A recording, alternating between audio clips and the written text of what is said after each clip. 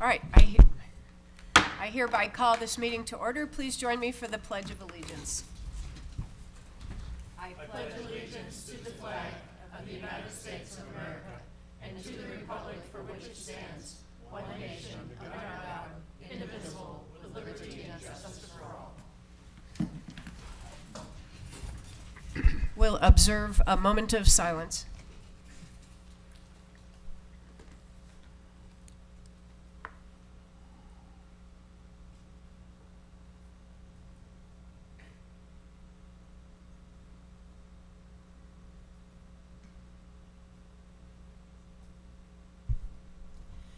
Thank you.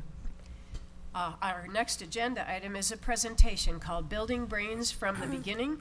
It's my pleasure to introduce Dr. Julie Turner and Dr. Janet Gerard.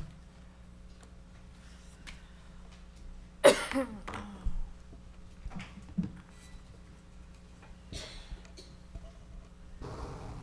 evening.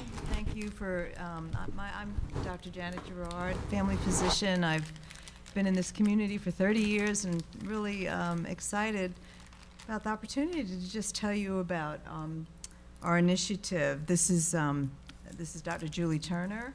Hi, yes, I'm Julie Turner. I worked for Fayette County Board of Education for over 20 years and retired a few years ago, which has given me time to give to this passion project called Building Brains from the Beginning. This was primarily Julie's idea, and we're going to go ahead and just tell you a little bit about it. You can hear me okay? Yes. And of course, we were supposed to present last month, so please excuse the incorrect date. The reason for Building Brains from the Beginning and the reason why we've been so excited about this is in order to help continue to prepare Fayette County's children for school. It's kind of an initiative to help Fayette County's children thrive. And that's what we have here. I'm just going to talk a little bit, very briefly, about how human brains develop and the fact that really, as we know, brains are built over time.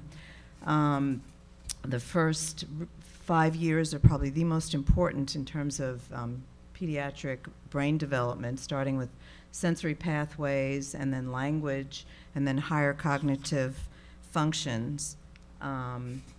We know that genetics and experience help shape the developing mind, and the brain is really most flexible or plastic in the earliest years of child's life. Cognitive, emotional, and social development is very highly interrelated. And we talk sometimes about the difference between positive stress and negative stress or toxic stress on the developing brain, and we just want to continue to promote positive interactions. If you can see this picture here, the toxic stress doesn't allow the neurons to really develop properly. And social engagement is probably the most important thing. And from a neuroscience perspective, the interactions between caregivers and their children are the most important. The brain is really flexible and plastic in the early developing years. And oftentimes the hormones that stimulate brain development, such as dopamine and oxytocin, are very important and very nurturing to the development of the brain. So we know that better brain development leads to better language development, better social and economic, emotional development, and better academic performances in our schools. And then Julie's going to talk a little bit about the role of language. As Dr. Gerard said, brain development is particularly critical for children in the first years of life.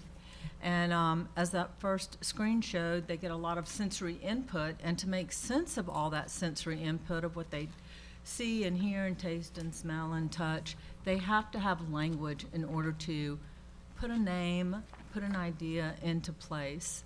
So we know that without language, it's very difficult to comprehend and to communicate.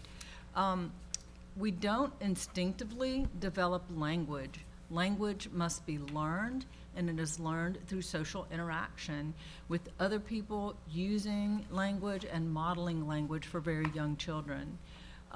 You probably know that babies develop their receptive language long before they develop expressive language. So that receptive language, babies can take in language and understand what it means. So if mama says, "Oh, look, there's daddy, daddy's coming in through the door," baby knows to look for daddy. That is receptive language. And they use all that language and start organizing all that receptive language, and then when their physiology develops, that's when they begin to use expressive language and talking. The lack of language has pretty significant negative impacts. When you don't have language, you can't communicate what you're understanding, you can't communicate what you're feeling, and that impedes social interaction. And as we all know, when we can't express ourselves in words, it's our emotions end up getting expressed as behaviors. As we all know, when we get really, really angry with somebody, it might be difficult to use our words, so our behavior will then express that anger. And it's the same thing in children. When they throw a tantrum or they're having some acting out, it's usually because they don't have the words to express what they're feeling. So that language development is very, very important. One of the things that we see, and when I say we see it in healthcare, we see it in education, is that devices are interrupting the important social interactions that typically and naturally go on between parents and caregivers. When a parent is looking at a screen and or the child is looking at a screen, they're not doing that critical engagement that develops language, which then develops higher cognitive functioning.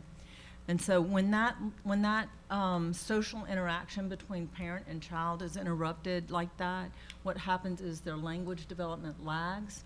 When their language development is lagging, probably their social emotional development is lagging because they don't have the language to identify their feelings, which means they also have lack of self-regulation, meaning the ability to control their emotions. So, pitching that tantrum, it's due to a lack of being able to not only identify their feelings, but to regulate those emotions because they can't comprehend why they're feeling that way. And all of this feeds into lower levels of kindergarten readiness. If you look at the Fayette County Board of Education's GKIDS data, that's the Georgia Kindergarten Inventory of Developing Skills. If you look at their kindergarten readiness data, you see that sometimes only 30 to 40% of children are at that, what's considered the appropriate developmental level for kindergarten readiness. So what are we going to be able to do about this? Well, a group of us came together and decided that we would try to look at this issue about early childhood development because it is so important for a child's academic success and for long-term positive life outcomes. So we have a working group made of current Fayette County educators. Fayette Factor participates. We have a representative from Piedmont Hospital.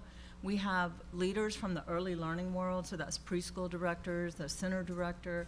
We have Dr. Gerard, and we have community advocates such as myself and others.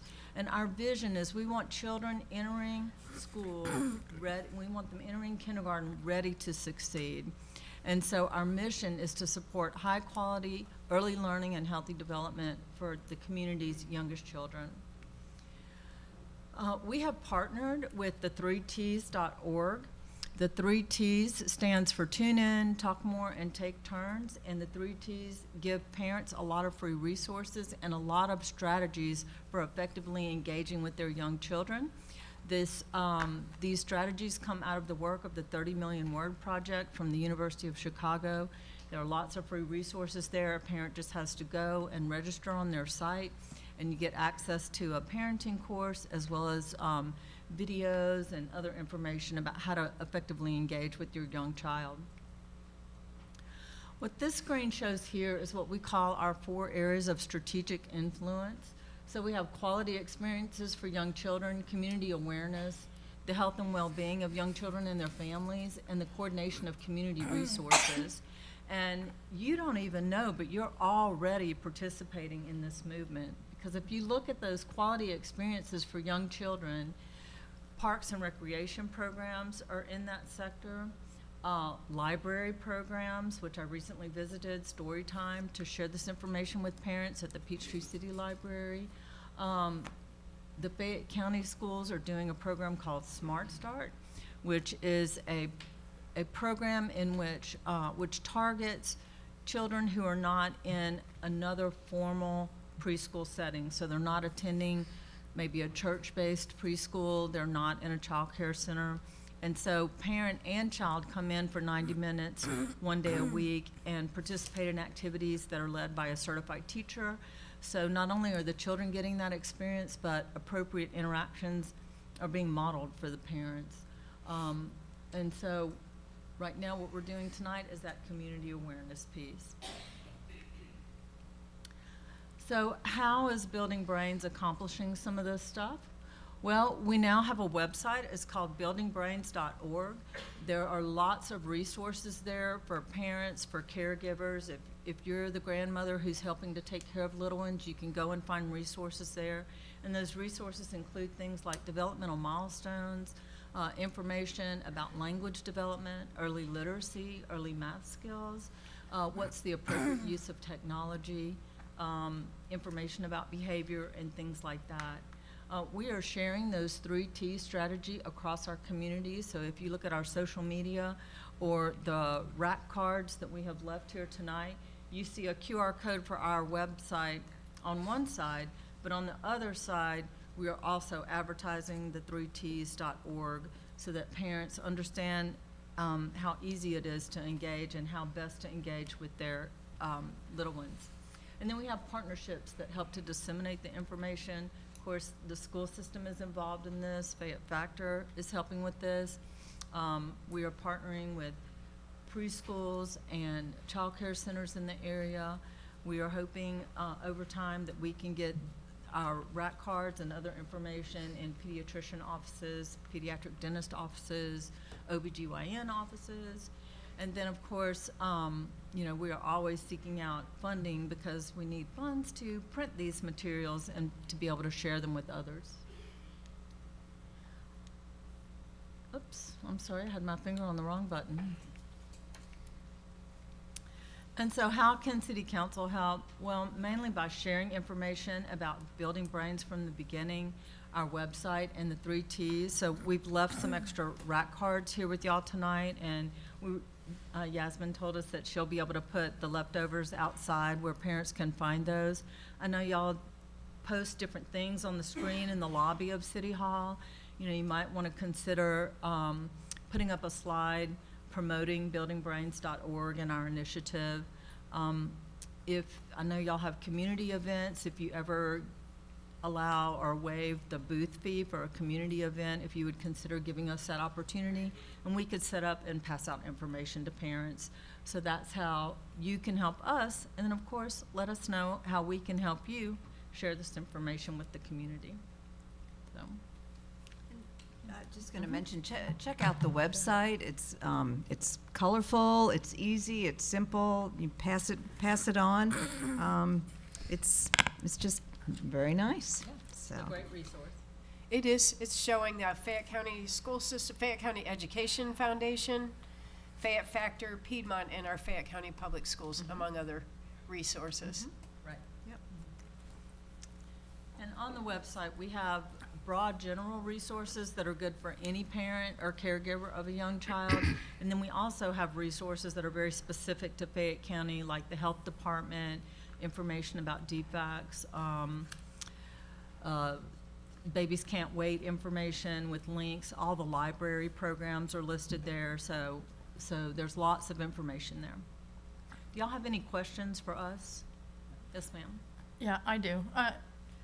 It's good to see you. I've seen you at several city council meetings when you were still employed with the Board of Education. Can you give us an idea of how many students starting kindergarten this year were below the established kindergarten readiness level? Well, I should have thought to bring that data with me. No, but I can get back with you on that and send you that information. You said there's a G-Kids data? Yes, it's GKID stands for the Georgia Kindergarten Inventory of Developing Skills. Uh-huh. And a few years back, they came out with the GKIDS Kindergarten Readiness Check. And so what happens in the first 6 weeks of school, teachers evaluate their students, kindergarten teachers evaluate their students, assess them on a set of readiness skills that have been defined by the Georgia Department of Education. And I can send y'all that information. Okay. Well, I could probably plow my way through the website then. Another question or two. Excuse me. The cough drops aren't working yet. I was going to ask you about some of the historical numbers, but obviously if you don't have the current ones, you don't have those with you either. Right now, according to Fayette County Board of Education website, they have 20,700 students in the school system this year, as of October of 2024. And they identify that in a separate document that 2,155 of them have a status of the home primary language is not English. In 2015, that number was only 1,782, but now we have close to 2,155, not quite 2,200. But how much is that impacting the kindergarten readiness? That would be difficult for me to say. If a child is coming into kindergarten speaking a language, their first language is something other than English, the school system does have their ESOL program to support students and give them support with that language development. The main thing for kids, whether they're speaking English, speaking another language, they might be bilingual, is that they are surrounded with language and words in those first 5 years of life, because that is what establishes the neural pathways in their brain. So even if a child comes into school speaking another language, if they have been exposed to a lot of language in their home language, those neural pathways are going to be strong, and because of the high flexibility and plasticity of the brain at that age, typically they pick up English very quickly. Okay. You may or may not remember this, but excuse me. I spent about 15 years of my 21-year career in the federal prison system working in the education department. And we dealt with inmates who were coming in from about 100 different countries. Many of them did not have literacy in their own native language. And of course, we were challenged with the issue of not only teaching them English, but then trying to get them to a level of, functional English that if they did end up being released in the United States, which most of them weren't, but that they could function. But we had to get them to a level to function within the prison system, because a lot of them were not Spanish speaking, and we had a lot of Spanish speaking staff, but we had inmates from 100 different countries, which is a horrible challenge. So I was wondering whether or not that was becoming a problem for you guys with. The Fayette community has been so diverse for so long. I used to be principal at Kedron Elementary School, and when I would walk into the cafeteria, I said, it looks like the United Nations here, because we literally had children from all over the world speaking lots of different languages, lots of different cultures. One of my favorite events that we had at Kedron was when we had International Day, and families would come in and share their favorite food, favorite aspects of whatever their culture was. And so the school system has a history of really putting supports in place and helping those children to be successful. And my final question, or I hope it's a final question, but COVID posed its own separate problems, obviously. The kids who were in this 0 to 3 year age bracket during the masking time frame, is there any kind of like a correlation that of how their readiness in, you know, when they get to kindergarten, how that's impacted, not just whether or not they've had, you know, devices shoved into their hands as an alternative to conversation? You know, I would need to check with the school system and see if they were assessing for kindergarten readiness before the pandemic. I was still working for the school district at that point, and I don't remember that, but it doesn't mean it wasn't happening because we had lots going on. Anecdotally, principals say that, yes, they have been able to see lagging developmental skills with kids that are coming into kindergarten. They're hoping now that life is kind of back to normal and parents are again sending children to preschool before coming to kindergarten, that some of those developmental delays will catch up. As a principal, some of what we've discussed tonight, I was seeing before the pandemic, mainly because of the smartphones that we all have, and how that has really interrupted that natural intuitive engagement between parents and children. Okay. That was my last question, I guess. Thank you so much. We appreciate you coming in tonight. Yes, Thank you for the opportunity. Thank you.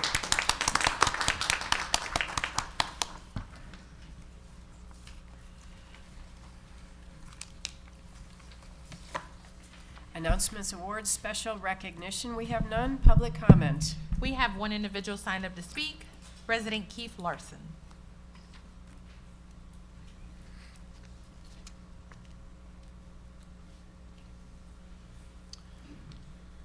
Good evening, Mayor, City Council members, staff, and residents. My name is Keith Larson, and I live in Sandown Creek. Thank you, First Council, for establishing a priority project list aligned to the city's strategic 5 pillars to guide city actions and planning and funding actions. I listened with great interest in your discussions earlier this week during your council retreat about community improvement projects and the newly adopted Recreation Master Plan. I do want to provide you and our residents some meaningful updates that complement your priorities. First, the recently formed Transportation Advisory Group, or TAG, is finalizing this month our recommendations for the multi-use path system master plan update.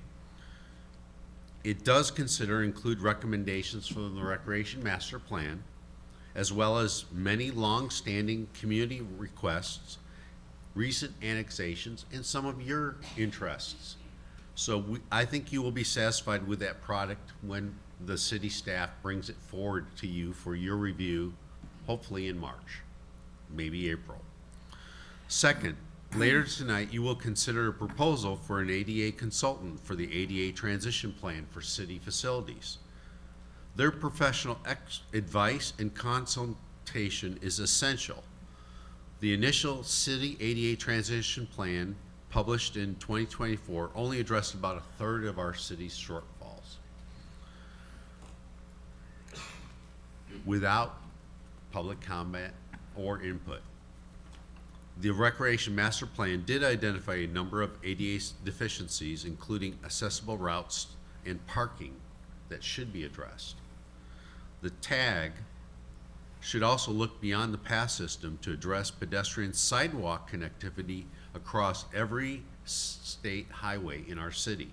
There are presently 15 intersections where we don't have a sidewalk connection from the path in the neighborhood to the provided pedestrian crossing at the state highway, and then backwards to the path system.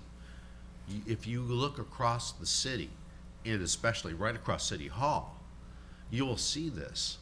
And pedestrians are crossing and walking between the path, across grass, to the pedestrian crossing, and then using the GDOT provided pedestrian crossing to get back to the path system.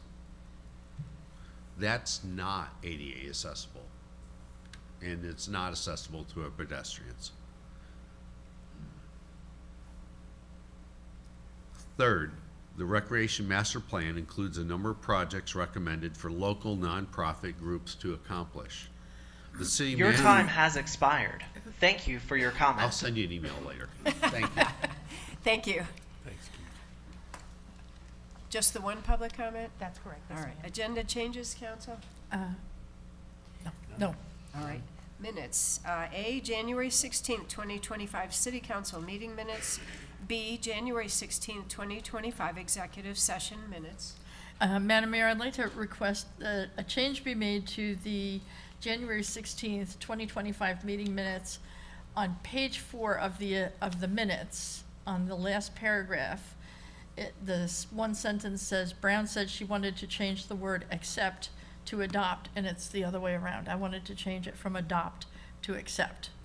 So Thank if you. we could make that, Why don't you make the motion with that, yes, with the Adjustment. change. I make a motion that we accept the meeting minutes for the. Approve. Excuse me, approve. Thank See, you. it's a habit. We approve the meeting minutes for January 16th, regular session, and also January 16th, executive session, with the change I outlined for the regular session amendment. Second. I have a motion and a second. All in favor say aye. Aye. All opposed? Motion carries. Consent agenda items A through H. Can I get a motion? Yes, Madam Mayor. I make a motion that we approve consent agenda items A through H I as second. listed, Oh. as listed in the agenda. I second. I have a motion and a second. All in favor say aye. Aye. All opposed? Motion carries. And with that, Read each of those, read each one? no, I've checked with the Are we city done? clerk. We're Okay, that's fine. And with that, I want to introduce, we have a brand-new inaugural Recreation Advisory Group. We went through a lot of applications and interviews, and the members will be Michael Polachek, Michael Pappas, Tommy Johnson, Rohit Nanda, Aaron McDowell, Derek White, and Stacy Clark. If I called your name and you're in the room, would you please stand up? We're going to embarrass. Would you help me thank them? You two can get to know each other starting tonight. Anyway, thank you very much for your volunteerism. We have a lot to do, and I'm really excited to get everybody going. Thank you. Come up and introduce yourself after. Old agenda items, we have none. New agenda items, we have none. Public hearings, we have none. Council staff topics, I have none. Executive session, I have some council staff topics, if that's okay. sure. Yeah. Yes. I just want to go on the record on a couple of items. We had a great retreat this week. We got a lot of things discussed. A couple of items that came out that I'm passionate about, and I'd just like to recite those. Obviously, we've talked about the State Road 54 corridor study, and the mayor and I are working on that, and I want to let everyone know that that's going to be an upcoming hot topic for us to get the group together to take a look at maybe doing an engineering study on the corridor 54 from Fayetteville through all the way to Coweta County. That's number one. Number two, we looked seriously at the hockey rink here in the city.